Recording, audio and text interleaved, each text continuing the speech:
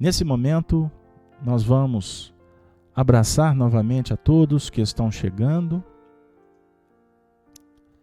As conexões estão estabelecidas. Nós, neste momento, agradecemos também o pessoal da Rádio Brasil Espírita de Maceió, parceiros da Rede Amigo Espírita, estão conosco aí há tanto tempo. Então nós vamos agora, queridos companheiros, iniciar mais um programa, Estudo das Cartas de Paulo, com o tema Prova Rude e Dolorosa. Vamos lá. Nós estudamos então nesse espaço as cartas que foram legadas por Paulo de Tarso para a humanidade. Na afirmativa do benfeitor Emmanuel, no livro Paulo Estevam, registrando um momento histórico no mundo espiritual, Jesus inspira Paulo para escrever as missivas. E ele, sem ter um alcance de como, aonde e a importância dessas cartas que iriam viajar pelo tempo, ele se torna instrumento da espiritualidade, sendo médium, para trazer essas reflexões em torno da mensagem do Cristo, consolando, orientando aos cristãos daquele tempo. E agora essas cartas chegam para nós. Nós concluímos o trabalho em torno das cartas aos Romanos e iniciamos uma breve introdução à carta aos Coríntios. E por 2 semanas nós fundamentamos as nossas reflexões em torno do livro Paulo Estevam, onde Emmanuel traz algumas notícias que transcendem ao que fora registrado até então pelos homens. Na última semana, nós trabalhamos com um tema que envolveu a visão de Jesus, ou melhor, a visão de Paulo de Tarso, a presença de Jesus, orientando Paulo naquele momento tão importante, em que a igreja de Corinto tinha sido fundada. Então foi um momento realmente muito especial na história. E o estudo, ao nosso ver, foi extremamente proveitoso. E eu tinha prometido que hoje nós iríamos iniciar a partir do primeiro capítulo da Carta aos Coríntios. Mas eu tenho me comprometido com essas promessas, porque foi assim que eu entendi ao longo do trabalho. E durante a semana fomos visitados por uma outra orientação. E eu peço desculpas, e eu vou atrasar um pouco a análise da carta aos Coríntios. Vai ficar para a semana que vem. Porque hoje nós não vamos perder as informações que Emmanuel deixou no livro Paulo e Estevam, daqueles momentos que se desenrolaram após a visão que Paulo teve de Jesus. Porque vem o desenvolvimento operacional daquela visão. Permanência em Corinto e novos conflitos. Emmanuel afirma para nós que Paulo ficou extremamente confortado com aquela experiência com Jesus. Imaginemos, que extraordinário. E ele então vai se movimentar para enriquecer ainda mais a igreja nascente de Corinto, trazendo inclusive experiências do que ele viveu quando implementara a instituição em Antioquia. Emmanuel diz assim: os cristãos da cidade viviam um oceano de júbilos indefiníveis. A igreja possuía seu departamento de assistência aos que necessitavam de pão, de vestuário, de remédios. Venerandas velhinhas revezavam-se na tarefa santa de atender aos mais desfavorecidos. diariamente, à noite, havia reuniões para comentar uma passagem da vida do Cristo. Em seguida, a pregação central e ao movimento das manifestações de cada um, todos entravam em silêncio, a fim de ponderar o que recebiam do céu, por meio do profetismo. Olha que interessante, por meio do profetismo. Então nós vamos aqui perceber que experiências ricas que estes companheiros viviam naquele período. Eles colocavam em prática durante o dia, eles trabalhavam, eles auxiliavam os menos favorecidos. Emmanuel cita as velhinhas revezando-se na tarefa de atender aos mais desfavorecidos. Isso nos chama a atenção, as velhinhas, apontando para nós um envolvimento das mais variadas pessoas no processo. E à noite havia o trabalho em torno do estudo, dos comentários sobre a passagem do Cristo, uma pregação, ele usa um termo da época, ou seja, um estudo, uma palestra central, e depois aconteciam as manifestações mediúnicas, aonde os benfeitores da vida maior se comunicavam, trazendo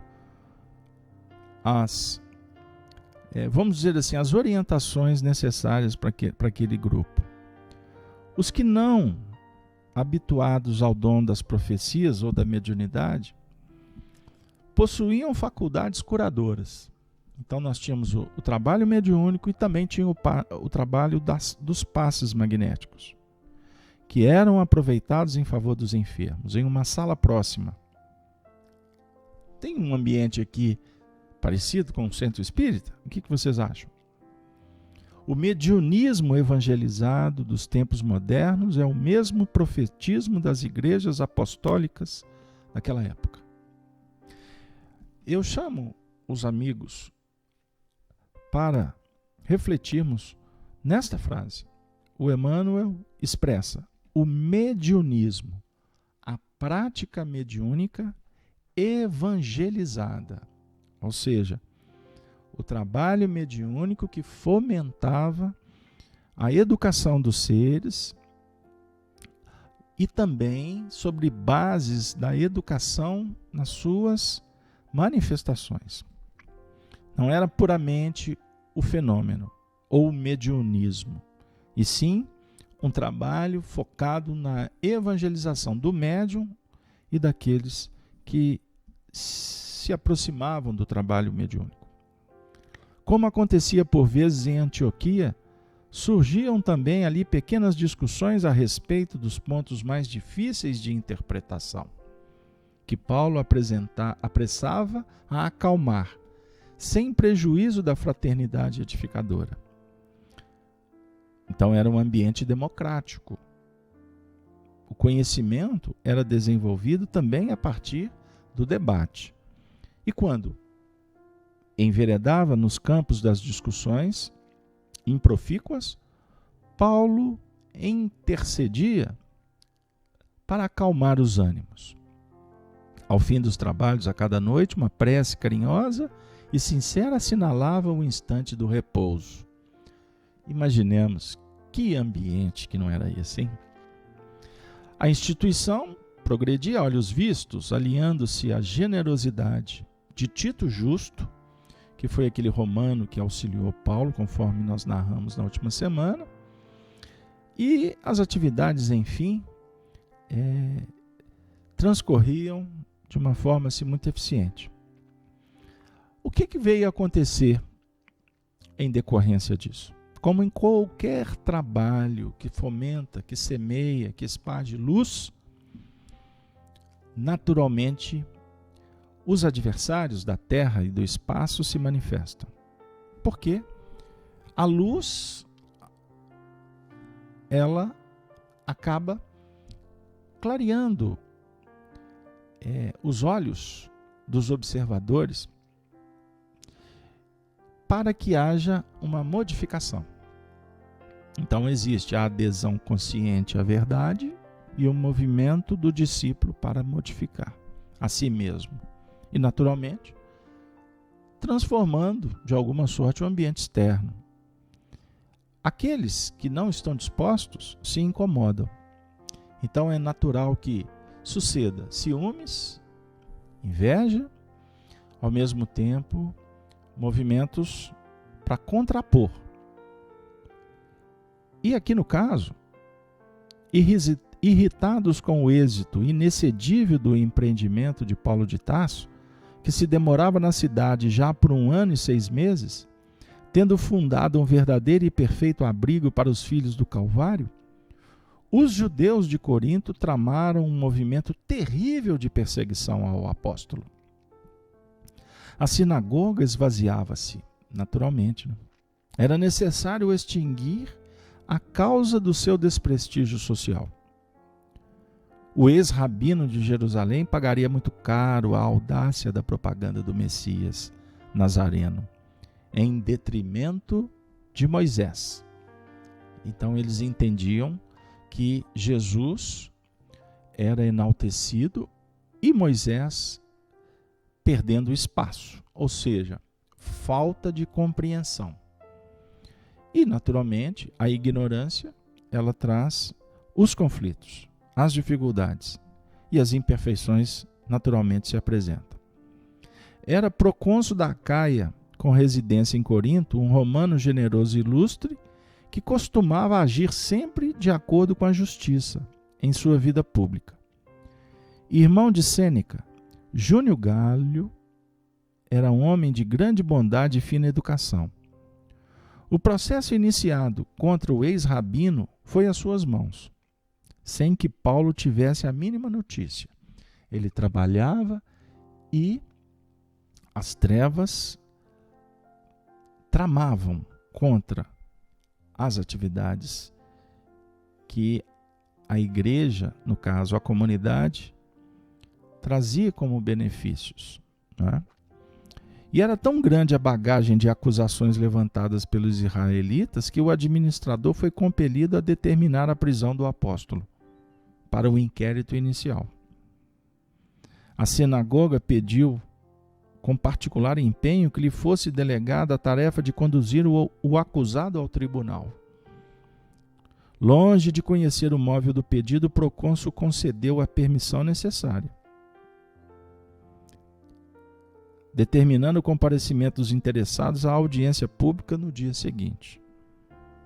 De posse da ordem, os israelitas mais exaltados deliberaram prender Paulo na véspera, no momento em que o fato pudesse escandalizar toda a comunidade. Observemos como surge a urdidura da treva, como há o desenvolvimento de projetos maquiavélicos. Então, vamos aproveitar um instante público para desonrar, para atacar de uma forma veemente. À noite, justamente quando o ex-rabino comentava o evangelho, tomado de profundas inspirações, o que aconteceu? O grupo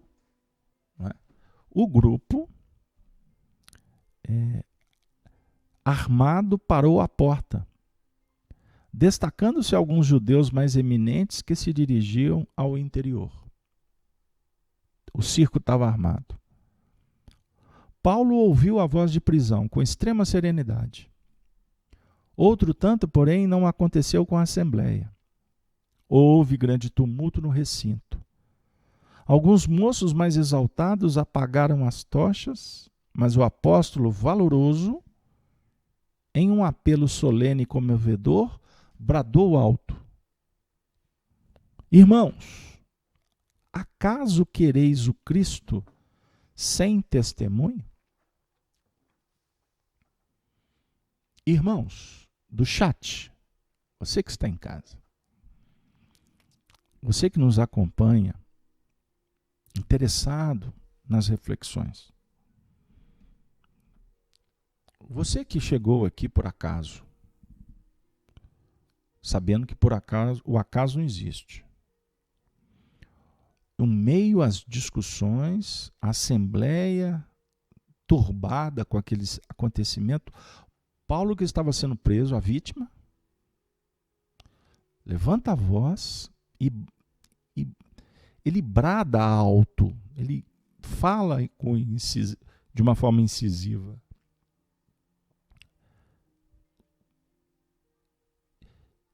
Quereis o Cristo sem testemunho? O que aconteceu? A pergunta ressoou no ambiente contendo todos os ânimos. Sempre sereno, o rabino ordenou que acendessem as luzes e, estendendo os pulsos para os judeus admirados, disse com um acento inesquecível: estou pronto, podem me levar. Eis aqui o prisioneiro. Que postura! Diante dos discípulos, dos amigos, da comunidade, que naturalmente se movimentou para defendê-lo, apagam as luzes, que no caso as tochas, com qual motivo? Vamos apagar isso aqui porque vai virar uma bagunça e vamos partir para o tudo ou nada. Ele dá uma voz de comando. Como quereis o Cristo sem um testemunho? Essa frase, ela é tão forte que particularmente eu iria dar o tema de hoje com esta indagação. Quereis o Cristo sem testemunho? Aí nós trazemos para a nossa realidade. Nós queremos o Cristo, mas como que nós queremos o Cristo? Nós queremos o Cristo para nos colocar numa posição de privilégios, de tranquilidade? Queremos a felicidade a toque de caixa? Queremos o reino dos céus estabelecido? É necessário compreendermos que o Cristo testemunhou o que ele pregou. Ele falou do amor e viveu o amor na plenitude. Inclusive, sem se defender, compreendeu e abençoou os seus algozes. Com isso, ele deu a vida por nós. Então, nós podemos fazer uma indagação. Diante dos desafios que nos visitam, como nós estamos lidando com o Cristo? Como nós estamos trabalhando com os desafios que a vida tem nos oferecido? Esta pergunta cala fundo. E ela parte de alguém que tem autoridade, principalmente manifestando-se com serenidade. Reflitamos. Eu estou pronto. É esse o desafio? Estou aqui. Vamos embora. Um componente do grupo, despeitado com aquela superioridade espiritual, avançou e deu-lhe com os açoites em pleno rosto. Superioridade moral incomodou tanto que o indivíduo, com despeito, agride. Aliás, a agressão caracteriza a covardia, o medo de perder. Todo tipo de ataque, quando visa desautorizar uma pessoa, geralmente se envolve em urdiduras complicadas, difamação, ataques à moral, tramas para atuar nos bastidores. Tudo isso acontece no ambiente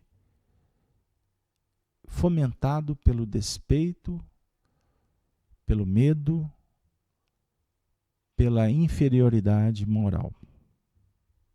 Alguns cristãos, vendo a cena, protestaram.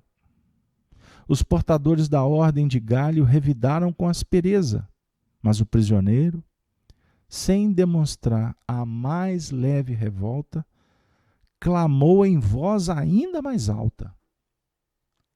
Ainda mais alta.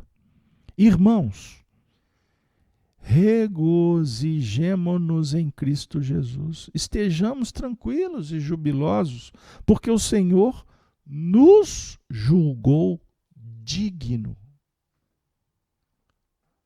O Senhor nos julgou dignos. Digno de passar pelo testemunho. Então, o problema que nos visita, Paulo está dizendo que caracteriza uma confiança dos poderes superiores na competência, na fidelidade, no interesse do aprendiz em desembolar aquele desafio, aquele problema. Então a dor que está batendo na tua porta, vamos tentar juntos meditar sobre o valor que ela impõe. Vocês estão de acordo? Rafael, o som melhorou para você, meu amigo? Você está dizendo que o som está baixo, os demais, por favor, manifestem. Eu dei um grauzinho aqui, não sei se melhorou ou se agora ficou exagerado. Por favor, me dê um retorno. Compartilhe um vídeo e vamos que vamos, em frente. Podemos continuar? O que aconteceu em seguida? Paulo foi preso, os cristãos ficaram extremamente transtornados, pesarosos. Paulo foi atirado ao fundo de uma enxovia úmida, atado ao tronco do suplício para suportar a flagelação de 39 açoites.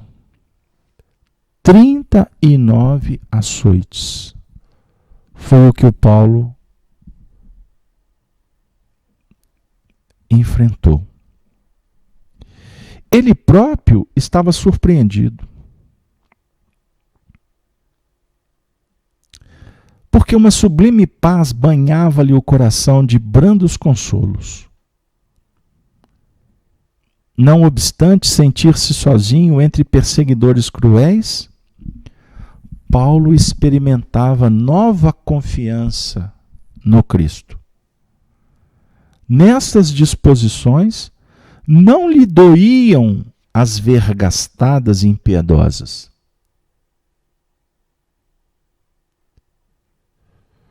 Debalde os verdugos espicaçavam-lhe o espírito ardente, com insultos e ironias. Na prova rude e dolorosa. Eis o nosso tema. Ele suportava insultos e ironias, açoites.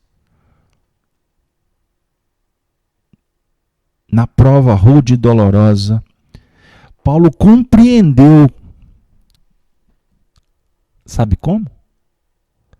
Alegremente que havia atingido a região de paz divina. No mundo interior. Gente, aqui dá para dar vontade de desligar tudo. Vamos parar, como dizia o Raul Seixas, descer. Vamos parar o mundo, desce. Vamos pensar. O que esse homem passou? E nesse clímax, ele passou a sentir ainda mais confiança no Cristo. Ali ele sentia a presença do Mestre ao seu lado. É necessário verificar Emmanuel definindo que ele compreende. E compreendendo, ele se alegra. Que isso? Compreensão e alegria em função do testemunho. E ele atinge a região de paz divina.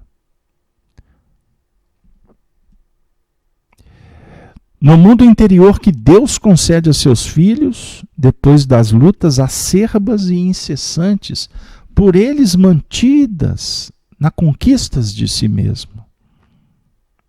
De outras vezes, o amor pela justiça, o conduzir a situações apaixonadas, a desejos mal contidos, a polêmicas ríspidas. No passado, o doutor de Tarso, com amor à justiça, ele viveu situações apaixonadas, desejos mal contidos. Ele participou de polêmicas ríspidas. Mas ali Paulo, enfrentando os açoites que lhe caíam nos ombros seminus, abrindo sulcos sangrentos, tinha uma lembrança mais viva do Cristo.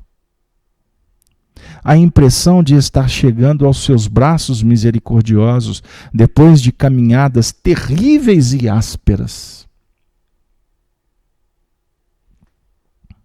Desde a hora em que havia caído às portas de Damasco, sob uma tempestade de lágrimas e trevas. Tudo isso passava na intimidade do convertido de Damasco.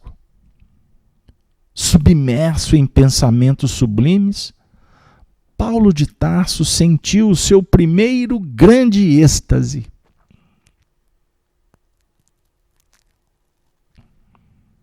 Não mais ouviu o sarcasmo dos algozes inflexíveis. Ele estava no clímax do êxtase.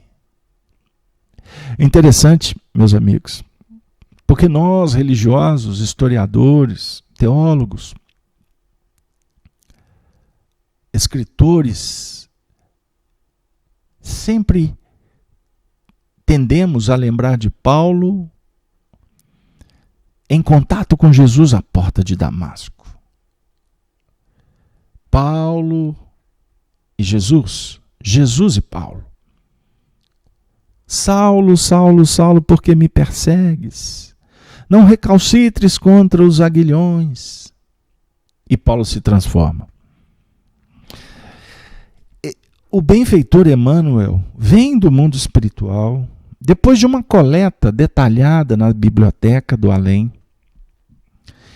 apoiados por Paulo e Estevão, os dois mártires, tendo em Chico Xavier um médium dócil, uma alma cândida, num ambiente bucólico favorecendo para que Chico Xavier pudesse viver uma mediunidade para aquele contexto em que Emmanuel precisava, de uma forma muito especial. Fazenda Modelo Pedro Leopoldo, década de 40. Chico Xavier entrava por um escritório e ali durante um mês ele psicografou esse livro, acompanhado por um sapo, uma história pitoresca. Que sapo era aquele? Um dia a gente pode fazer um estudo, né? Mas que interessante. Emmanuel vai trazer para nós uma revelação muito especial, que ela não pode passar batido numa leitura romanceada. Nós podemos tirar aqui muito substrato, muitos elementos. Emmanuel está dizendo que o Paulo de Tarso sentiu o primeiro grande êxtase espiritual sendo flagelado, percebendo que aquele instante terrível e áspero de lágrimas e trevas favorecia para que ele pudesse sentir ainda mais o Cristo. No último estudo, nós falamos de um momento extraordinário em que Jesus visita Paulo. Mas era um momento de orientação. Era um instante em que Jesus vinha consolar, fortalecer e prepará-lo para ser instrumento. Logo em seguida, vai acontecer um outro processo em que esse homem vai ser preso e ele vai dar um testemunho. E no meio deste mar de lágrimas, ele vai viver um êxtase espiritual. Como a dor foi importante para ele, ele compreendeu e valorizou.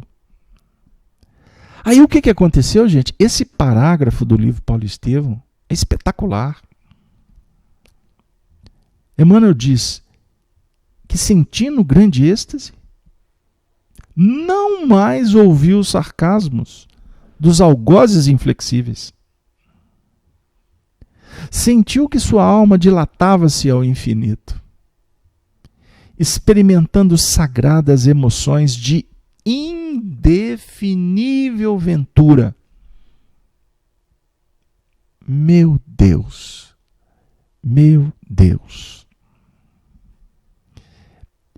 Nesse êxtase aqui, nesta colocação feita por Emmanuel, nós podemos tirar algumas lições. Porque quando sintonizados com o amor, as forças espirituais, mesmo diante dos algozes inflexíveis, a sua alma ela se dilata ao infinito pelo conhecimento, pela vivência. E aquilo que antes era grave, era complicado, perde o valor. Porque não atinge a alma, não atinge a essência do espírito. E isso traz sagradas emoções e indefinível ventura. Imaginemos os benfeitores da vida maior quando se deparam com a ignorância humana. Eles estão muito para além de tudo isso. Por isso é que eles amam. Por isso é que eles nos colocam no colo. É como aquela criança que fica assim, bobo, bobo, e a gente acha bonitinho.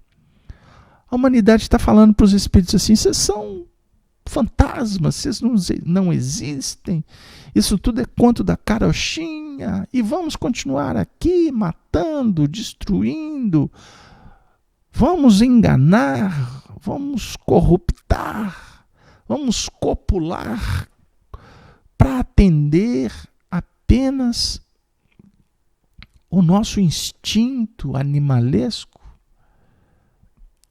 Sabe o que aconteceu com Paulo, amigo?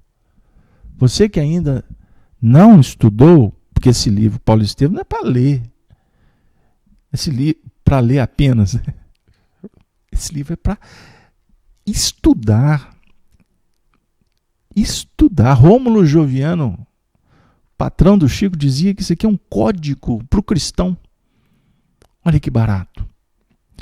Em meio a essas sagradas emoções, no meio do ápice do problema, brando sono, lhe anestesiou o coração e somente pela madrugada voltou a si do caricioso descanso. Que frase! Que momento único! O sol visitava-o alegre através das grades. O valoroso discípulo do Evangelho levantou-se bem disposto, recompôs as vestes e esperou pacientemente até ser levado para o tribunal. E ele vai viver uma experiência única, que eu não vou adentrar nesta noite. Fica para vocês o estudo do livro Paulo e Estevão. Porque a gente gostaria, como o tempo ele é cruel em alguns momentos, nós gostaríamos de refletir com todos, trazendo para o movimento operacional prático, à luz do Espiritismo. É necessário que a gente compreenda este momento em que estamos vivendo. Porque nunca tivemos tanto conhecimento, tantas informações. O Espiritismo pungente nas nossas prateleiras, as casas espíritas nos convidando para debates, para grupos de estudo, para tarefas assistenciais. Hoje a internet visitando a todos que não podem, inclusive, sair de casa, ou que moram em regiões distantes dos núcleos de atividade. Nós temos espíritas no interior do Brasil, espalhados pela Europa, pela Ásia. Recebi um e-mail de um companheiro que se encontra no Japão, e ele veio falar para nós do tanto que esses estudos fazem bem para ele, para que ele possa tocar o barco da vida. Enfim, todos nós estamos sendo bafejados pela misericórdia da providência divina, que está nos oferecendo conteúdo para que nos libertemos. O Espiritismo no Brasil tomou uma feição muito mais de religião e se distanciou bastante do que efetivamente ele se propôs. O Espiritismo que Allan Kardec, Amélie Boudet, Gabriel Delany, Alexandre Delany e tantos outros, Leon Denis, o Henri Salce, a Betty Fropo, companheiros lá da Sociedade Espírita de Paris. Estamos nos referindo aos espíritas que se mantiveram fiéis, porque alguns lá daquela época cometeram abusos graves, crimes doutrinários que estão sendo descobertos atualmente, mas isso não vem ao caso. O que nos chama a atenção é que a proposta do Espiritismo, como uma doutrina, uma filosofia de autonomia moral, chega para nós no momento em que estamos aptos para receber, estudar, esquadrinhar e colocá-la em prática no que remonta à nossa transformação moral, para que nós possamos nos capacitar para enfrentar os desafios da vida.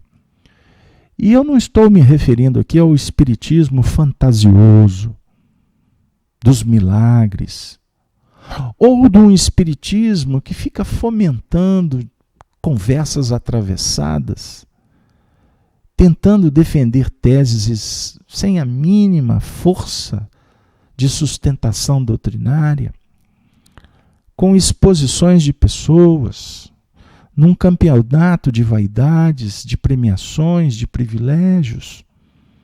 Eu não estou me referindo ao espiritismo de ídolos, de semideuses, de oráculos, seja de médiuns ou de expositores. Não. Eu não estou me referindo ao espiritismo de instituições que sangram a elas mesmas, que não se atualizam, instituições que são pertencentes a chefes ou aqueles capitães da antiguidade, do mato, para não dizer os latifundiários, os donos de engenho, de fazendas. O espiritismo, não estou me referindo ao espiritismo de sacerdotes vaticanizados, hierarquizado. Não estou me referindo a este, porque este não é o espiritismo. Este é o movimento dos espíritas. É muito diferente. Eu não estou me referindo ao espiritismo que substitui o essencial, o fundamental, pelo acessório.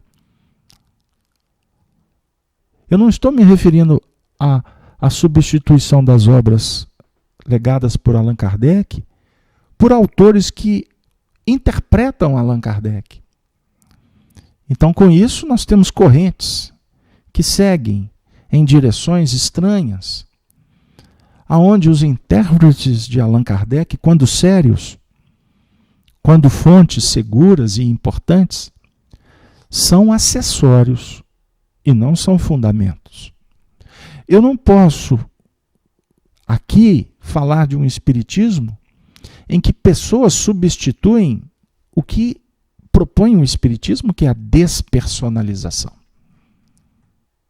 Então, todas as vezes que alguém diz, você é bom, você é lindo, você sabe muito, eu não tenho dúvida de que isso é encantamento transitório. E por isso nós nos esforçamos por mostrar o tempo todo que as pessoas precisam de voltar para si mesmas. Nós precisamos de compreender o Cristo como uma proposta de renovação que o Espiritismo esclarece. Conheça a verdade te liberta.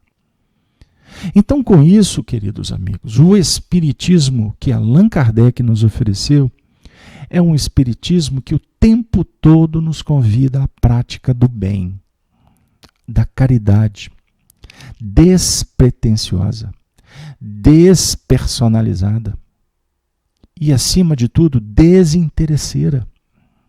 Eu não posso ser remunerado, eu não devo ter favorecimentos, porque nenhum de nós ocupa a galeria de espíritos superiores. O Chico Xavier, o tempo todo, porque o Chico é referência de vivência do Espiritismo, não tenhamos dúvida. O que não faz do Chico um ser super especial. Não faz do Chico o maior de todos. Isso é encantamento dos homens. O que o Chico Xavier o tempo todo nos mostrou é a importância de abraçarmos a nossa causa, valorizar as nossas missões, sejam elas quais forem. Entender que o próximo é um companheiro de jornada que recebe as mesmas bênçãos do que eu, o que me obriga a abençoá-lo, independente do que ele faz. Tentar compreender para compartilhar o que possa agregar, respeitando diferenças, entendendo que a lição ela é compreendida de acordo com as obras, com a experiência espiritual que você traz, que cada um de nós possui. Somos viajores do eterno, somos imortais, intercambiamos com os espíritos, não para que eles tragam oráculos ou varinha de condão para mudar espetacularmente a nossa vida. Se nós não compreendermos que o Espiritismo está visitando você hoje, através da mensagem de Paulo de Tarso, porque você foi escolhido por você mesmo, e esta escolha te traz uma tarefa, que é você valorizar a você mesmo, a você entender que o Cristo está contigo, que este momento é um momento tão especial que por mais que eu esteja sangrando, que a dor me vergaste, o Cristo está comigo. Paulo de Tarso sentiu. Paulo de Tarso viveu o maior êxtase. Na prisão, Emmanuel, que viveu os seus testemunhos e continua vivendo, lutando. Emmanuel vem novamente nos dizer, porque um dia ele disse na história da humanidade, quando ele foi um personagem que inclusive foi retirado do contexto, quando ele defendia a humanidade de Jesus. Jesus, um ser humano muito especial, mas ele era um ser humano. Ele teve suas dores, ele teve o seu corpo. Ele não era Deus. Emmanuel, nos dias atuais, vem falar para nós da mesma lição. Aqui trazendo Paulo. E Paulo nos convidando para verificar os testemunhos, não só dele, mas os testemunhos que foram vivenciados por tantos que deram a vida pelo Cristo. Meus queridos amigos do chat, volto o meu olhar para vocês. Agradeço a audiência. Verifico o quanto vocês estão internalizando a mensagem. A Tati está dizendo, sempre soube da doutrina espírita, mas só agora estou preocupada para aceitar a missão que tenho que cumprir nesta terra.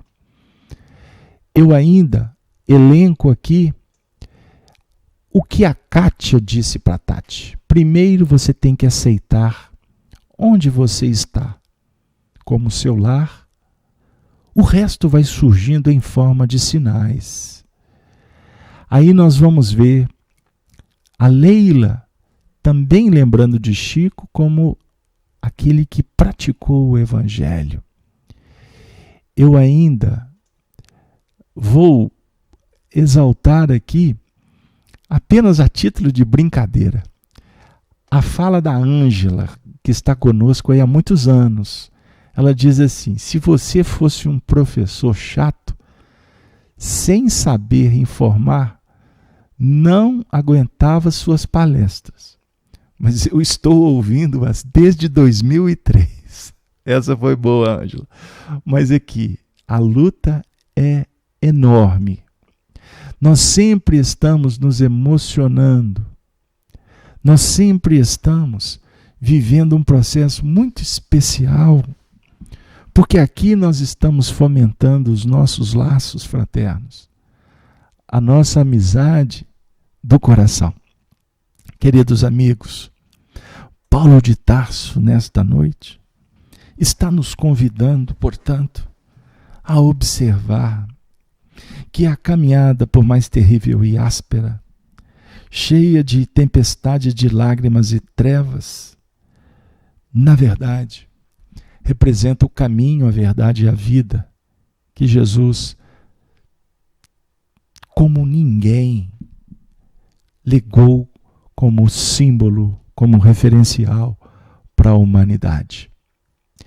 Nós fizemos uma postagem essa semana, a partir de um texto que eu recebi, já não lembro em qual rede social que chegou. O texto nós replicamos e eu vou trazê-lo para vocês aqui que estão nesse estudo. Eu postei no Facebook da FEAC, Allan Kardec FEAC. O texto diz assim: você já teve a curiosidade de conhecer, olha que legal, de conhecer a verdadeira história de como morreram os discípulos de Jesus Cristo? Você já teve essa curiosidade? Pois bem, Estevão, apedrejado até a morte. Tiago, filho de Zebedeu, decapitado. Filipe, apedrejado apedrejado. Tiago, filho de Alfeu, martirizado, espancado e crucificado. Barnabé, torturado e arrastado como uma corda no pescoço e depois queimado vivo. Marcos, o evangelista, arrastado pelas ruas até chegar ao ponto de ser despedaçado. Pedro, crucificado na cruz de cabeça para baixo, a pedido dele, porque ele não queria ser comparado na crucificação do Cristo. Então me crucifiquem de cabeça para baixo. Paulo de Tarso morreu decapitado. André, crucificado em cruz em forma de X. Bartolomeu, esfolado vivo e crucificado de cabeça para baixo.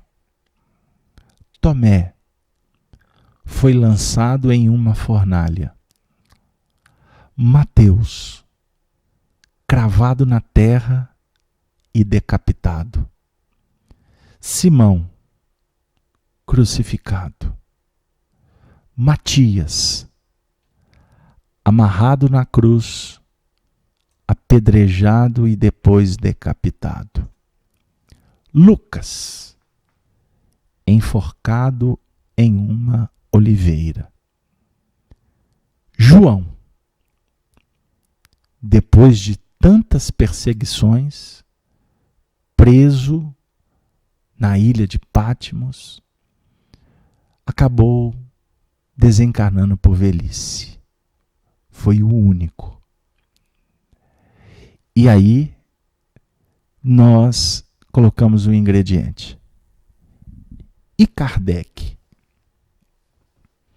Como foi sua vida e sua despedida? Você sabia que tudo que esses homens sofreram foi para que hoje o Evangelho chegasse até nós? Não permita que seja em vão o sacrifício vivido por esses mártires. Coloque a mensagem despersonalizada do Espiritismo cristão acima de todos os pontos de vista. Seria uma forma de agradecer a Allan Kardec. Seria uma maneira muito especial de fazer uma homenagem para todos estes que deram a vida para que a mensagem ecoasse no tempo. A mensagem, como carta viva, é do exemplo. E eu vou mais além, porque o estudo favorece. Prova rude e dolorosa, na verdade, é o convite para que nós possamos confirmar o nosso amor ao Cristo, ao Evangelho. Para o materialista, o discurso possa parecer como apologiador à omissão, à indiferença, o que pode caracterizar, em alguns casos, até o dolo.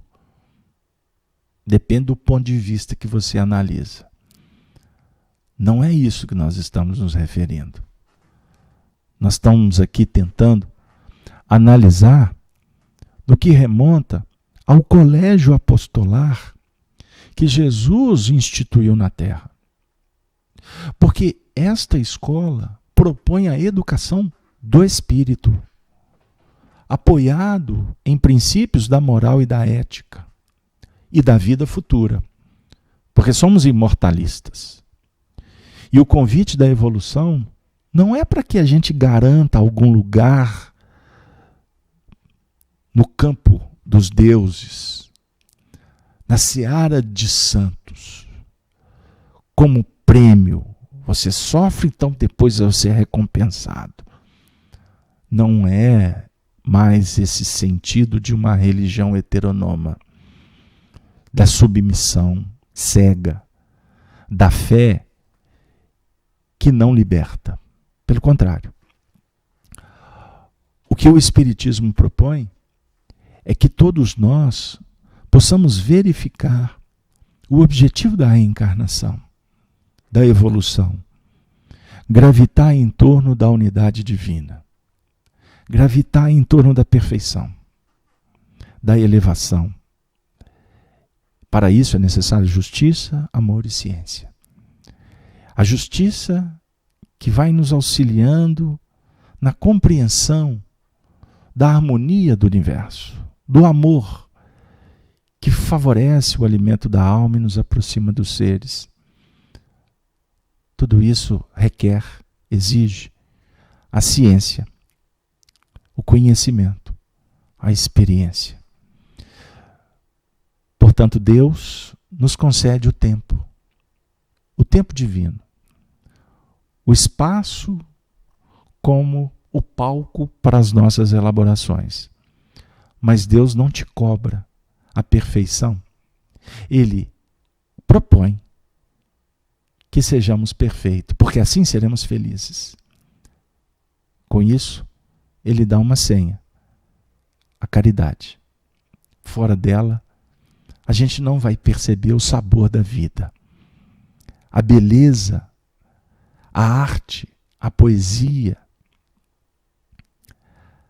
que transcende as filosofias terrenas, a arte do bem viver e do renascer a cada instante da nossa jornada. Meus queridos irmãos, irmãs, amigas, hoje, no mundo dos homens, se comemora o Dia dos Namorados. E eu, carinhosamente, costumo dizer que Jesus é o noivo da humanidade. E como noivo, ele propõe um casamento. E quando nós compreendemos a importância desse laço, dessa tarefa, nós celebramos. Celebramos porque, na verdade, estamos encantados com a mágica da vida. Então, o Evangelho é uma proposta que nós precisamos de compreender e namorar com ela. Que sejamos namorados eternos, românticos do bem.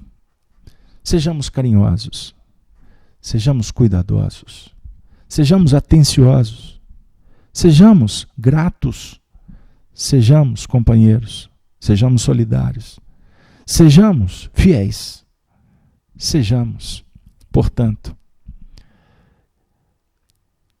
seguidores do amor verdadeiro que está em Deus. Eu gostaria muito de poder abraçar a todas as nossas irmãs, a todos os companheiros que nesse momento estão conosco, aumentando a nossa audiência. Eu peço que compartilhem o vídeo, que divulguem o trabalho, para que essa rede se fortaleça, se engrandeça no tempo de Deus, espalhando a mensagem da luz. Com estas vibrações de agradecimento, eu gostaria de convidá-los para estar conosco na próxima transmissão, direto da Casa de Kardec, amanhã, quinta-feira, com o estudo do Livro dos Espíritos, essa obra fundamental da doutrina dos Espíritos. Agradecemos a falange de Paulo de Tarso, a equipe do Espírito de Verdade, que os benfeitores que nos deram sustentação, que levaram a mensagem para tantos lares, recursos de soerguimento, de terapêuticas para aqueles que estão sofrendo, que todos recebam o nosso abraço agradecido e que a gente possa encerrar a nossa noite com a saudação costumeira que caracteriza que carimba o trabalho que a gente tenta humildemente realizar. A saudação dos cristãos dos primeiros tempos, dizendo: Ave Cristo, Ave Cristo, Ave Cristo. Valeu, pessoal. Uma boa noite para todos. Muito obrigado. Muito obrigado.